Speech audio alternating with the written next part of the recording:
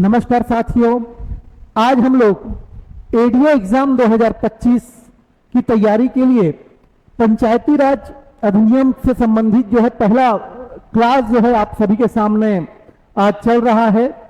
पंचायती राज अधिनियम में आज हम लोग पढ़ेंगे विकास क्रम एवं समितियां कि पंचायती राज व्यवस्था जो है कैसे विकसित हुई और कौन कौन सी समितियों के माध्यम से जो है ये आगे बढ़ी। ये क्लास जो है कंटिन्यू चलता रहेगा। आज ऑनलाइन क्लास का पहला पार्ट है। आप इस क्लास को ज्वाइन करने के लिए, क्लास को निःशुल्क देखने के लिए जो है हमारा यूट्यूब चैनल है कैरियर कंपटीशन एकेडमी, इसको आप लाइक करेंगे, सब्सक्राइब करेंगे और आप जो क्लास चाहते हैं वो कमेंट्स बॉक्स में आकर बता सकते हैं। चलिए आज का क्लास हम लोग स्टार्ट करते हैं। आज का जो क्लास है ये जो है एडीओ एग्जाम का पहला पार्ट आपके सिलेबस में है पंचायती राज। और पंचायती राज में हम लोग पढ़ेंगे आज पंचायती राज का विकास क्रम। क्या पढ़ेंगे? पंचायती राज का विकास क्रम।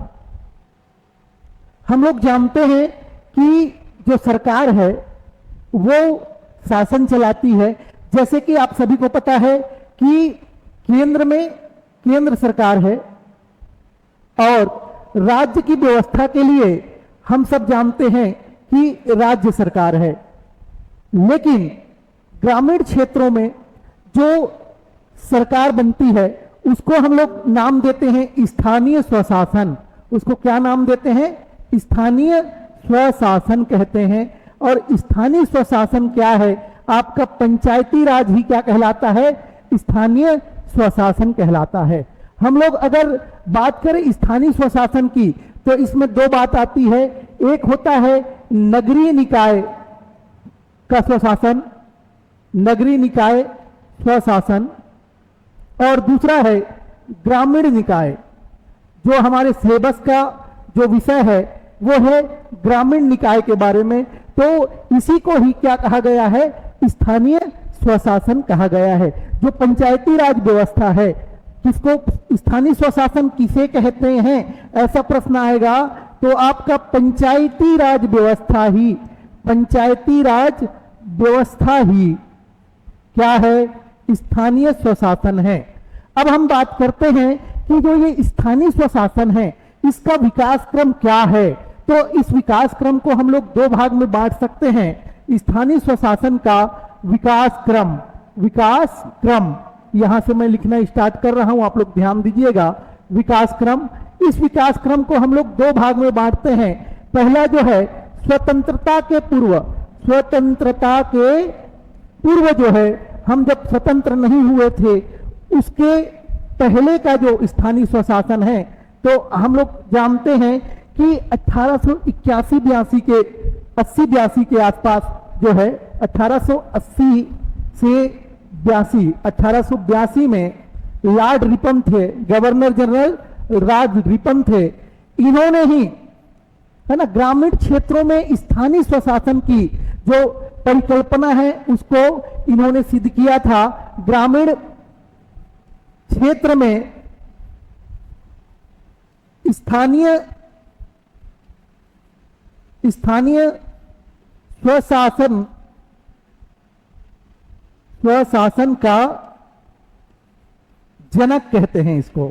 याद रखेंगे कि जो लॉर्ड रिपन है उनको क्या कहा जाता है? ग्रामीण क्षेत्रों में स्थानीय स्वशासन का जनक कहते हैं। लॉर्ड रिपन ने क्या किया था? लॉर्ड रिपन ने अपने शासनकाल में जो है जिला बोर्ड का निर्माण किया था। ये जिला बोर्ड क्या करता था? ये जो जिला बोर्ड है ग्रामीण क्षेत्र के विकास के लिए क्या करता था? कार्य करता था। तो इसको हम लोग जानेंगे। एक यहां से प्रश्न निकल के आता है कि स्थानीय स्वशासन के जनक कौन है? तो आपका आंसर रहेगा कि लॉर्ड रिपन जो है स्थानीय स्वशासन के क्या है? जनक हैं। आप स्क्रीनशॉट ले लीजिएगा। मैं आगे बढ़ता हूं, नेक्स्ट पेज पे हम लोग जा रहे हैं, है ना। तो दूसरा बात कि स्वतंत्रता के बाद क्या बात हुई? स्वतंत्रता के बाद, स्वतंत्रता के बाद या स्वतंत्रता आंदोलन के समय गांधी जी का सपना था, गांधी जी का संकल्पना कहना चाहिए। गांधी जी का संकल्पना क्या था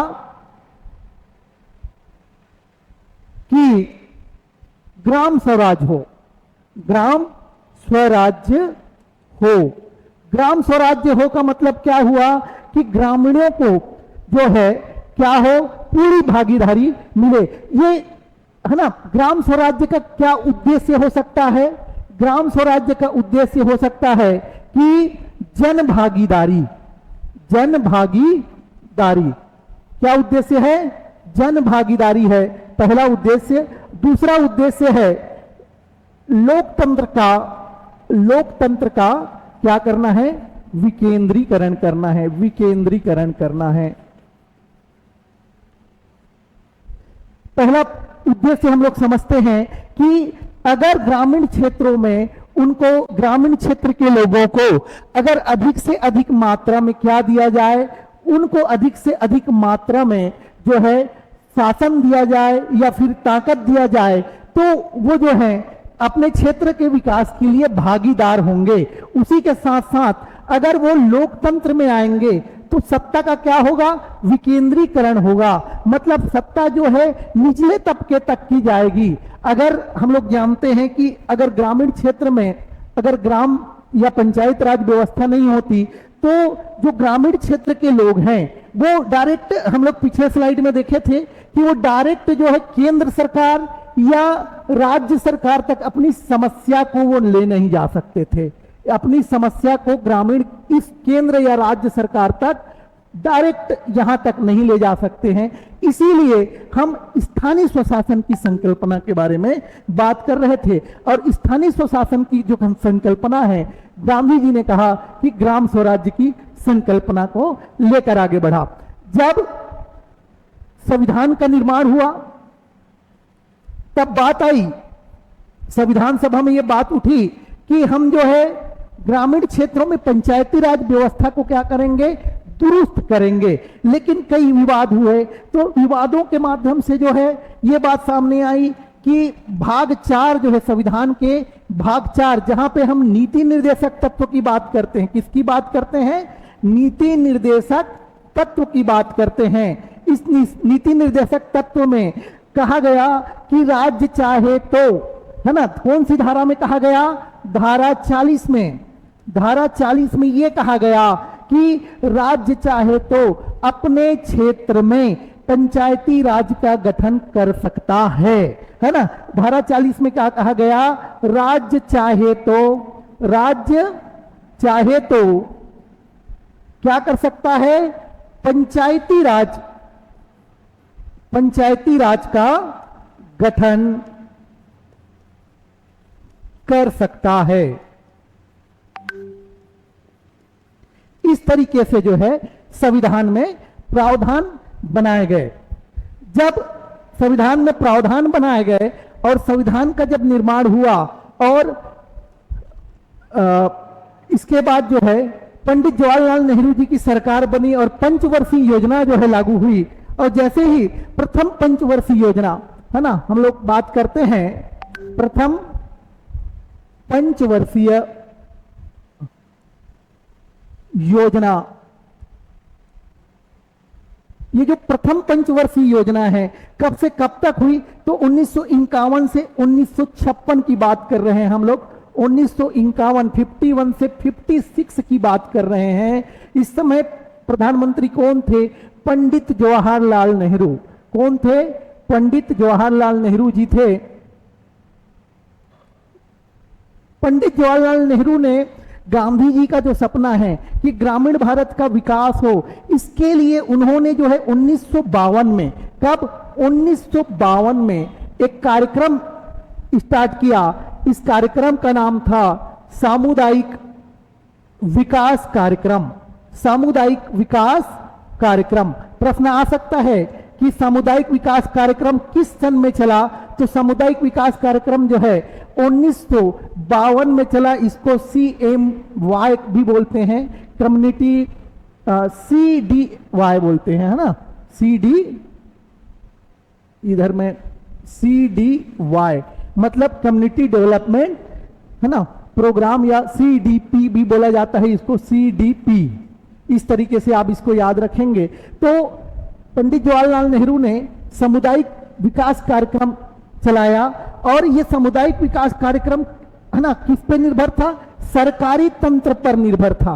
मतलब सरकार के द्वारा ही चलाया गया है और सरकार के जो नौकरशाह है, नौकरशाह किसको बोलते हैं? जो सरकारी तंत्र में काम करते हैं।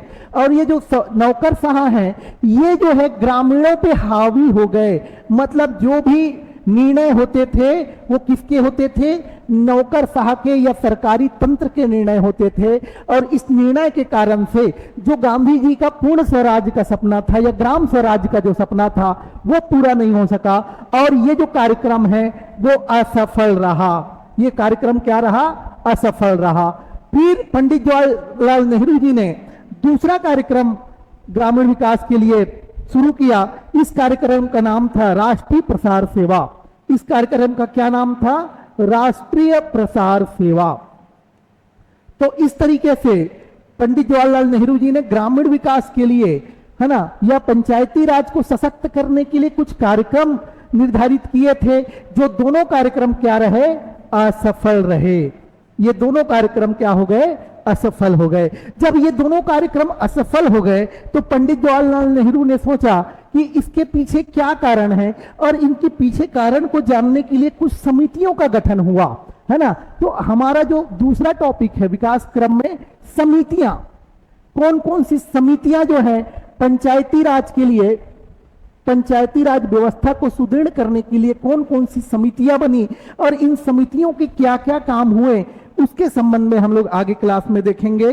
तो पहला समिति जो है 1957 में जो समिति बनी पंडित जवाहरलाल नेहरू जी के दिशा निर्देश में बलवंत राय मेहता की अध्यक्षता में, बलवंत राय मेहता की अध्यक्षता में बनी। और क्योंकि ये बलवंत राय मेहता की अध्यक्षता में बनी थी इसीलिए इसको कहा गया बलवंत राय मेहता समिति। बलवंत राय मेहता समिति। इस समिति की कार्य क्या थे? तो इस समिति का कार्य, पहला काम यह था कि जो प्रोग्राम बने थे, कम्युनिटी डेवलपमेंट प्रोग्राम, सामुदायिक विकास कार्यक्रम और सेवा प्रसार समिति, सेवा प्रसार समिति, ये असफल क्यों हुए? असफलता के कारण को जानने के लिए, असफलता के कारण को खोजना पहला काम था। और जब इन्होंने इन कारणों को जाना फिर इन्होंने अनुशंसा किया। क्या अनुशंसा किया? याद रखेंगे कि बलवंत राय मेहता समिति ने अनुशंसा किया कि त्रिस्तरीय पंचायती राज व्यवस्था के लिए, है ना, पंचायती राज व्यवस्था कितने स्तर की होनी चाहिए? 3 स्तर की होनी चाहिए। इस तरीके से जो है किसने अनुशंसा किया था? बलवंत राय मेहता समिति ने अनुशंसा किया था। और जो आपका जिला स्तर पे, दूसरा खंड स्तर पे और तीसरा ग्राम स्तर पे बात किए थे। जिला स्तर की जो समिति थी उसको जिला परिषद कहा गया। याद रखेंगे, जिला स्तर की समिति को क्या कहा गया? जिला परिषद कहा गया। दूसरा जो समिति थी खंड विकास की, खंड की समिति थी, उसको कहा गया पंचायत परिषद, पंचायत परिषद, और इसको कहा गया ग्राम पंचायत। इस तरीके से त्रिस्तरीय पंचायती राज व्यवस्था के लिए जो संकल्पना आया, किसके आधार पर आया? बलवंत राय मेहता समिति के आधार पर आया है। एक महत्वपूर्ण बात यहाँ पे परीक्षा में, 2 महत्वपूर्ण बात मैं इधर लिख रहा हूं। एक तो पहला चीज पूछा जाता है कि पंचायती राज व्यवस्था के वास्तुकार कौन थे? तो पंचायती राज व्यवस्था के वास्तुकार हैं बलवंत राय मेहता, है ना। पंचायती राज व्यवस्था के वास्तुकार, या इसी को अगर प्रश्न आ जाए शिल्पकार, तो आपका ऑप्शन भी क्या रहेगा? बलवंत राय मेहता। पंचायती राज व्यवस्था के वास्तुकार कौन थे, ऐसा प्रश्न आएगा तो आपका ऑप्शन जाएगा बलवंत राय मेहता। दूसरा प्रश्न एक बनता है कि लोकतांत्रिक विकेंद्रीकरण के जनक कौन है? भारत में लोकतांत्रिक विकेंद्रीकरण के जनक, तो इसमें भी आपका उत्तर आएगा बलवंत राय मेहता। लोकतांत्रिक विकेंद्रीकरण का मतलब क्या है? लोकतंत्र का मतलब है कि जनता का जनता के द्वारा शासन, इसी को हम क्या कहते हैं? लोकतंत्र कहते हैं। और विकेंद्रीकरण किसको कहते हैं? सत्ता का निचले स्तर पर क्या हो जाना? स्थानांतरण हो जाना। जो शक्ति है, जो है ना, शासन के पास जो पावर है, उसका निचले स्तर पर क्या हो जाना? स्थानांतरण हो जाना ही क्या है? विकेंद्रीकरण है। तो इस तरीके से बलवंत राय समिति ने जो अनुशंसा दी, अब इनके अनुशंसा के आधार पे क्या आउटपुट निकला? इस रिपोर्ट के आधार पे रिपोर्ट का आउटपुट क्या है ना? तो इस रिपोर्ट के आधार पे जो उस समय के तत्कालीन प्रधानमंत्री थे पंडित जवाहरलाल नेहरू जी ने क्या किया? जो गांधी जी की संकल्पना थी कि भारत के ग्रामीण क्षेत्रों में पंचायती राज व्यवस्था हो, तो इन्होंने 2 अक्टूबर, क्योंकि गांधी जी का संकल्पना था इसीलिए इन्होंने इस डेट को चुना, और 2 अक्टूबर 1959 को कहां पे? राजस्थान का, याद रखेंगे नाम, है ना, कौन सा प्रदेश? राजस्थान के नागौर जिले में पंचायती राज व्यवस्था। और ये पंचायती राज व्यवस्था कैसी व्यवस्था थी? औपचारिक व्यवस्था थी। औपचारिक व्यवस्था कहेंगे। औपचारिक व्यवस्था क्यों कहेंगे? क्योंकि उस समय तक संवैधानिक व्यवस्था पंचायती राज के लिए नहीं थी, औपचारिक व्यवस्था थी। इसीलिए जो औपचारिक व्यवस्था वाला जो बात है, वो यहाँ पे जो ये है, वो क्या हो गया? असफल हो गया। ये जो औपचारिक व्यवस्था पंडित जवाहरलाल नेहरू जी के द्वारा किया गया था नागौर जिले में पंचायती राज व्यवस्था का, वो क्या रहा? असफल रहा। अब इसके बाद जो है 1978 में क्या होता है? सत्ता परिवर्तन होता है। जो पंडित जवाहरलाल नेहरू जी थे, ये कांग्रेस के थे, है ना? किसके थे? कांग्रेस का सरकार था। अब यहां पे सत्ता परिवर्तन हुआ, और सत्ता परिवर्तन होने के बाद जो है जनता पार्टी की सरकार जो है 1978 में बनी। अब जब जनता पार्टी की सरकार जो है, याद रखेंगे, जनता पार्टी की सरकार 1978 में जब बन गई, तो इन्होंने जो पंचायत के विकास के लिए जितने काम होने थे उसकी समीक्षा करने के लिए एक समिति बनाई। किसने समिति बनाई? जनता पार्टी की सरकार ने एक समिति बनाई। इस समिति को कहते हैं अशोक मेहता समिति।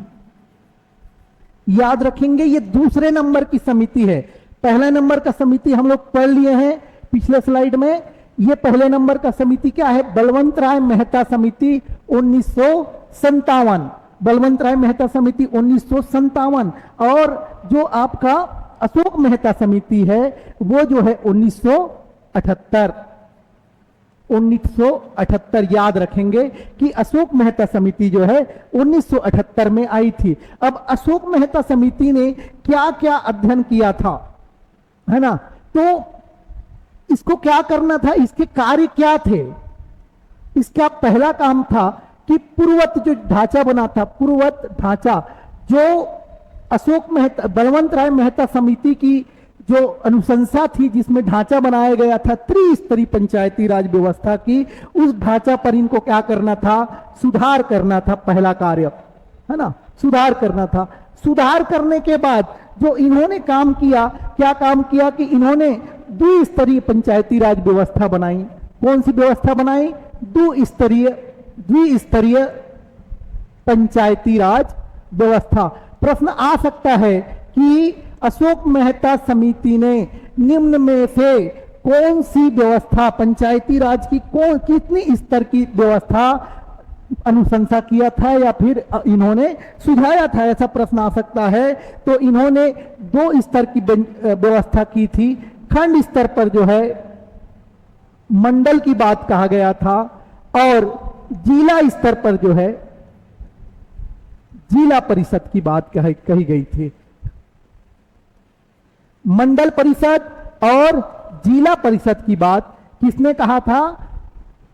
अशोक मेहता की जो समिति थी उन्होंने कहा था।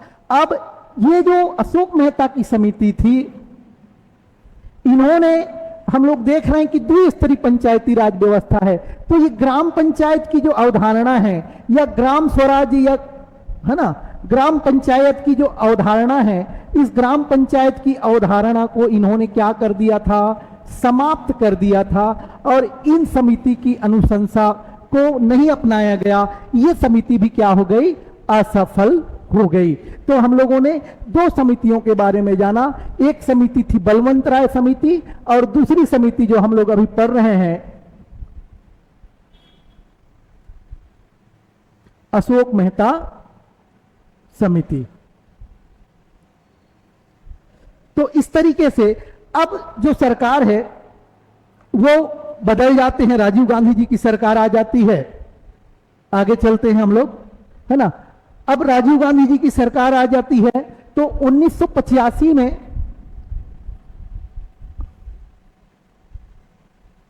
तीसरी जो समिति बनी उस समिति का नाम है GV के राव समिति।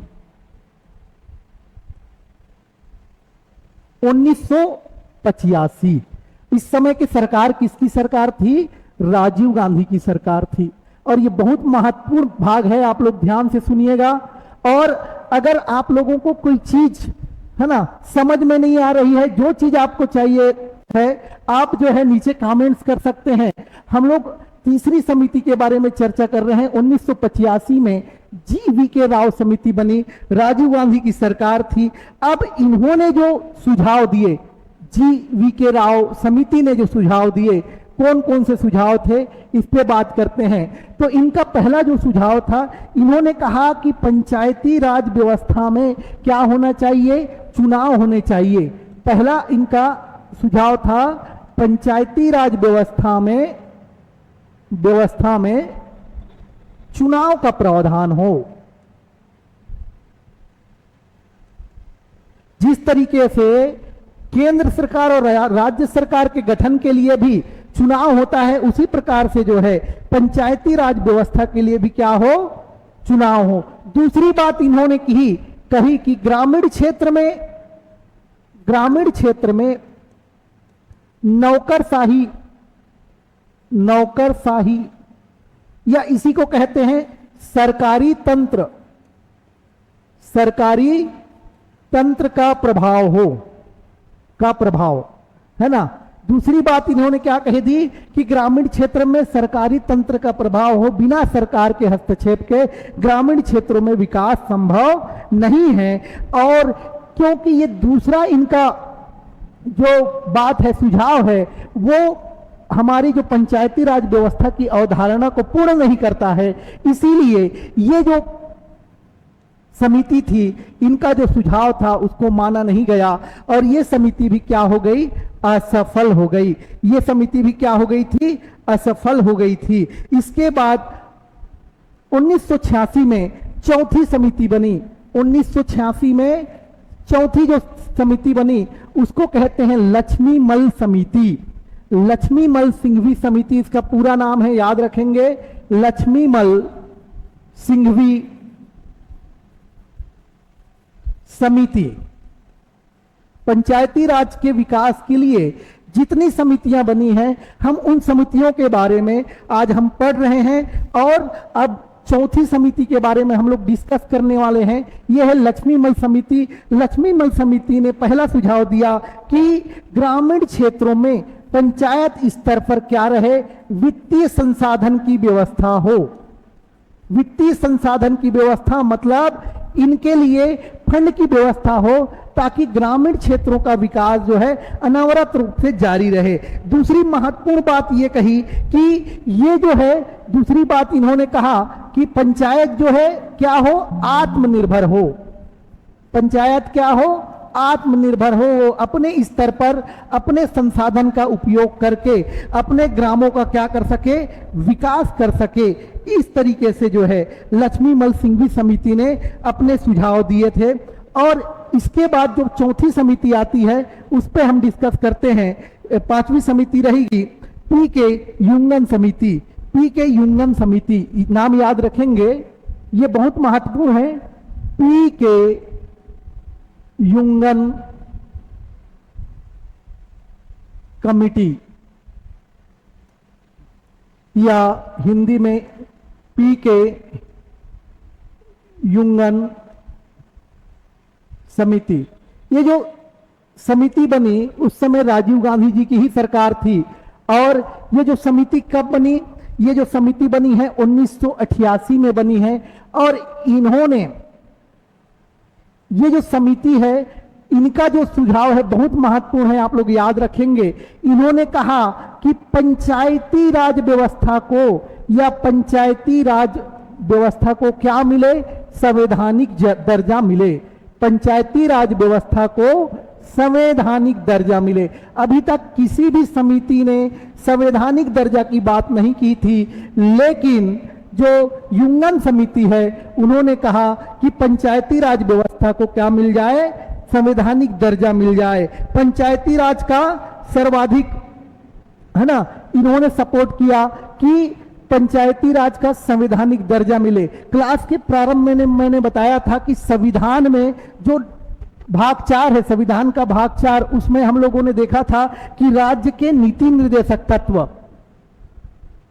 हम लोग देखे थे कि राज्य के जो नीति निर्देशक तत्व है, और नीति निर्देशक तत्व में धारा 40 में इसका प्रावधान है और अनिवार्य नहीं है, बोल रहा है राज्य चाहे तो पंचायती राज का क्या कर सकता है, गठन कर सकता है। संविधान सभा ने यह प्रावधान रखा था कि संविधान के भाग 4 में नीति निर्देशक तत्व के धारा 40 के अंतर्गत जो है क्या कर सकते हैं, राज्य चाहे तो पंचायती राज का गठन कर सकता है।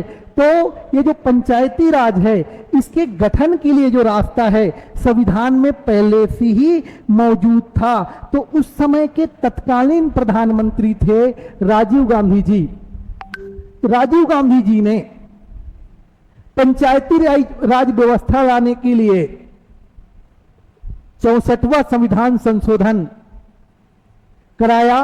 और 64वां संविधान संशोधन जिसमें पंचायती राज अधिनियम, पंचायती राज या पंचायत लिखे या पंचायती राज अधिनियम विधेयक के रूप में उन्होंने लोकसभा में प्रस्तुत किया। जब ये विधेयक जो है लोकसभा में प्रस्तुत हुआ तो वहां से पारित हो गया, किंतु राज्यसभा में ये जो विधेयक है पारित नहीं हुआ। और संसद में पारित नहीं होने के कारण, संसद में पारित नहीं होने के कारण जो आपका 64वां संविधान संशोधन है, पंचायती राज अधिनियम विधेयक, ये जो है खारिज हो गया। और ये जो राजीव गांधी की सरकार जो थी ये पंचायती राज अधिनियम को ला नहीं पाई। प्रश्न आ सकते हैं कि पंचायती राज अधिनियम लागू सर्वप्रथम प्रयास किसने किए थे, या आ सकता है कि 73वां संविधान संशोधन के पहले कौन से संविधान संशोधन के द्वारा पंचायती राज व्यवस्था को लाने का प्रयास किया गया।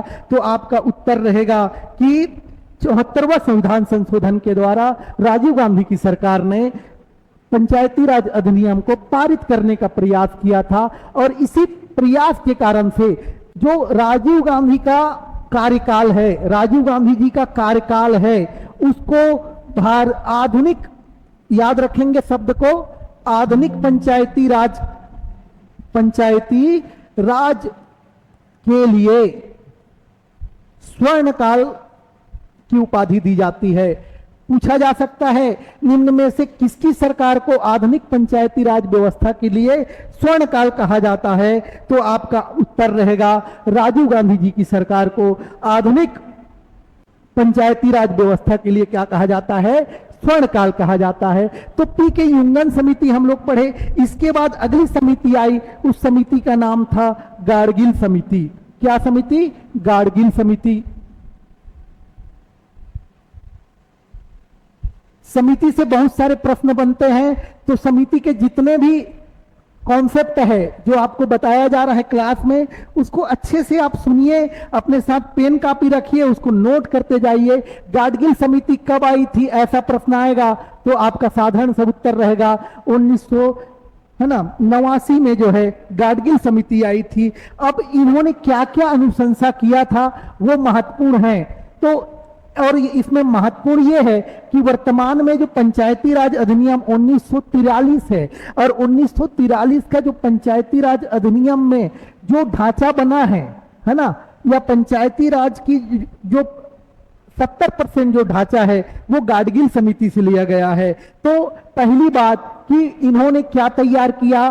पंचायती राज व्यवस्था का ढांचा अपने अनुशंसा में इन्होंने दिया कि किस प्रकार से पंचायती राज व्यवस्था होनी चाहिए। दूसरी बात, जिस प्रकार से बलवंत राय मेहता समिति ने त्रिस्तरीय पंचायती राज की बात की थी, त्रिस्तरीय पंचायती राज की बात बलवंत मेहता समिति ने की थी, इन्होंने भी त्रिस्तरीय पंचायती राज का अनुशंसा किया था, जिसमें जिस प्रकार से ग्राम पंचायत, जनपद पंचायत और जिला पंचायत की बात करते हैं उसकी बात की थी। तीसरे नंबर पे इन्होंने क्या कहा था कि ग्रामीण क्षेत्र में एसटी एससी वर्ग के महिला को जनसंख्या के अनुपात में, किसके अनुपात में? जनसंख्या के अनुपात में क्या मिले?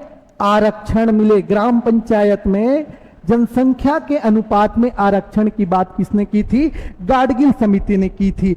इसके अलावा इन्होंने कहा था कि राज्य में एक वित्त आयोग का गठन किया जाए या राज्य वित्त आयोग का गठन किया जाए, जिसके द्वारा जो है, चौथी बात, राज्य वित्त आयोग का गठन जिससे जो है पंचायतों को वित्त की व्यवस्था हो। इसके अलावा इन्होंने पांचवी बात की थी कि जिस प्रकार से चुनाव केंद्र और राज्य सरकार का होता है, उसी प्रकार से राज्य चुनाव आयोग या राज्य निर्वाचन आयोग जो है पंचायती राज व्यवस्था का चुनाव संपन्न कराएंगे। पंचायती राज का चुनाव कौन कराएंगे? राज्य चुनाव आयोग।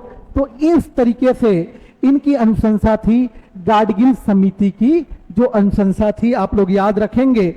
आगे जो है गाडगिल समिति की जो अनुशंसा बनी, उसके आधार पर उस समय थे बीपीसी, एक राष्ट्रीय मोर्चा पार्टी था, आप लोग याद रखेंगे। थोड़ा सा यहां पे मैं लिख दे रहा हूं, राष्ट्रीय मोर्चा पार्टी। कौन सी पार्टी? राष्ट्रीय मोर्चा पार्टी। और यहां पे जो मुख्य प्रधानमंत्री थे, इनका नाम था वीपी सिंह। क्या नाम था? वीपी सिंह। इनको क्यों पढ़ना जरूरी है?